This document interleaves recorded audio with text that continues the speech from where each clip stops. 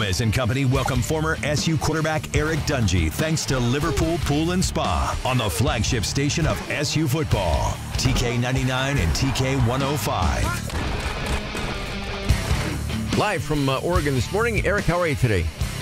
I'm doing good. How you guys doing? Good. Busy weekend, big football weekend, obviously, that we'll get to here in a moment. But aside from football, what was the highlight of your weekend? Honestly, highlight of the weekend, my wife right now is out of town, so I just spent a lot of time with my dog, and I had some of my buddies come over, and they brought their dogs over, and we just watched a lot of football. So that's kind of all we did, and Syracuse got a good win, and there were some great games on, so I could not complain. Now, being like with the guys at the house there, and the missus out for a couple of days, did you have like a couple of cigars? You had like a you know what? I haven't had any. First time I had some reconstructive stuff going on my neck, so they did say don't smoke for a while, so I didn't have any, but I would have been happy if my buddies did. But honestly, I was never a big cigar or anything like that. But yeah, they're sneaky and gross. Yeah, had some beverages and we enjoyed it. So did you leave dishes in the sink? Yeah, did you leave dishes in the sink? No, spotless, always spotless. Did you break anything? Was there anything broken? Anybody? No. Any poo-poos on the floor? Anymore, so, yeah, any poo-poos on the floor? Good deal. It's your place. Any poo-poos? No poop? No accidents? Anyway. Okay. So on to the game on the weekend, Eric. Obviously a win. You're certainly not going to be too upset about a 28-point win.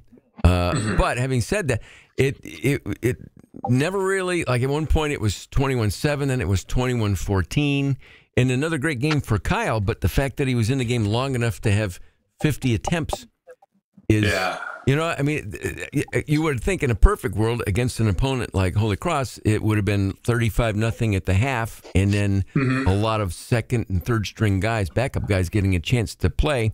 That didn't happen until later in the game, I think, than most people were comfortable with. Is that accurate? Oh, definitely. I thought, it was an interesting game. Obviously, the outcome is what we wanted. But for me, it was just about, hey, let's see these guys play clean. Let's see them play this one. There's just still a lot of little mistakes here and a lot of mental mistakes, and just need to get those clean and fixed up before going in. Because once you play better opponents, you're not going to be able to backtrack and go from there and really just separate from these teams. You can't give them a chance, and it is really, really neat to see Kyle McCord. Fourth game in a row, 300 plus, 385 yards. Kids just getting better and better statistically, but it's just, and also it was really cool to see Johnson. Jackson Meeks. Jackson Meeks, a name I haven't called yet, but he kind of stepped to the scene. It's going to be hard to forget him. But Arande, he's been very quiet the past two games, so I think UNLV is going to be a big breakout game for him. You can expect him to get the ball a lot and just really use his athleticism. It must have been a game where, Coach Brown's like, hey, let's get some of these other guys involved, get them their confidence going, because once we have this full weapon of this full Arsenal attacking, it's going to be really tough to beat. And I actually was just looking at it, and Syracuse is an underdog at UNLV, which is kind of crazy to me, just the way that Syracuse has played all year. But I think UNLV just kind of shows how legit they are. I think with the whole quarterback scandal and the guy, dropping out, I think the backup quarterback is, I don't think he's going to look back. And I don't think UNLV is hard on quarterback anymore. So it's going to be an interesting game. It's going to be a great game, and I'm actually excited to go down there and be able to watch it in person. So now on the special teams, two different kickers missing 3 field goals. It was a great win. Like you said, outcome is what you're looking for, but there were a lot of points left on the board out there. 9 right there with 3 missed field goals. As we get deeper into the season, is that an area of concern? Oh yeah, field goal kicking is so crucial, especially in those close games, as we saw with a few teams this weekend, whether it was Washington, whether it was one of these college teams that, if you can have a kicker who can make 45-yard field goals consistently, that changes the entire game. And then when you have those kickers that can make the 50, 55-yarders, it really just separates yourself. Those 3 points and flipping the field, it's such a vital part of the game, especially if you want to make a long playoff stretch with the new scheduling and everything. But if you have a kicker that's inconsistent, or if you have two kickers that you're kind of rotating, you don't know who to go with yet, it can make for a long season, because then it just puts a lot of pressure onto the offense, onto your quarterback. And if you're not scoring 7 or 6 or 7, then good luck, because those 3 points can really make a difference in the outcome of the game. And even if you only get a field goal a half, you still got 6 points that ultimately could lead to the deciding factor once we get closer and closer and better competition. We'll talk more about UNLV on Friday when we chat there, Eric, but you mentioned a lot of football, you and the guys over. What were some of the other games that you were watching over the weekend? Because, again, a noon game on the East Coast for us. So that game was over for you at noon or 1, so you had like all Saturday and Sunday to watch football. What are some of the other games that you were paying attention to that you watched? I think 2 of the main ones were Auburn and Oklahoma. I think that was, there was just a lot of really good games coming down to the wire. It's why you're never out of the fight. It looks like Auburn was going to run away with it.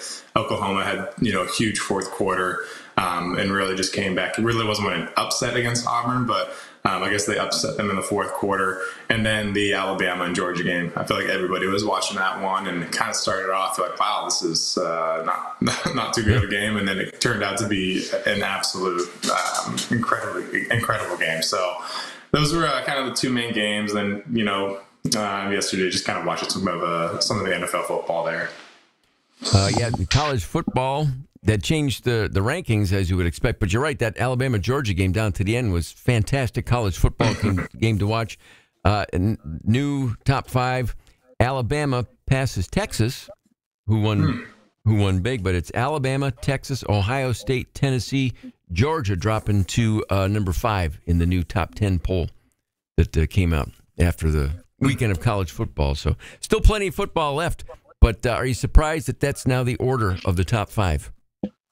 I'm not. I think Georgia, first off, deserves to be top 5 with the way that they were able to come back. At first, it looked like they should have been dropped to, a lot lower, but they made that huge comeback.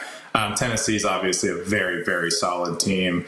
Ohio State kind of shocks me a little bit that they're all the way up there. But, they've just been winning. I don't think it's the Ohio State that we're always used to seeing. But Alabama and Texas, that's really not a shock there.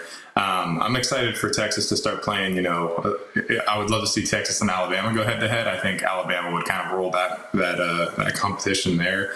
But it's going to be interesting. I think obviously it's still very, very early in the season. Rankings are going to continue to change, but I don't think we'll see Alabama drop out of the top 10. And they'll definitely be in the playoff here at the end of the year. Eric, good stuff. As always, we'll chat again Friday. It's the Friday night game. You're gonna go to that game, right? You got some family, or are you gonna meet some buddies out there? Yep. So I'm gonna meet old Eric Anthony and then Luke Arcenega. So they're going down there, and then my wife's family. They got a lot of aunts, uncles, and cousins. So we'll have quite a few people down there, and I'm just looking forward. I'm happy about these West Coast games, so it's a little easier to get to for me. Just an hour, 2-hour flight as opposed to going 5.5, 6 hours across the country. So, are you going to play cards? Are you a gambler, Eric? Are you going to sit at a blackjack table until like the wee hours of the night? I'll definitely play, but I'm not going to be there till the wee hours of the night. We'll see. Usually, if you go up, great. If you're down, then head home and then just enjoy some time. So, Eric, thanks as always. Friday morning.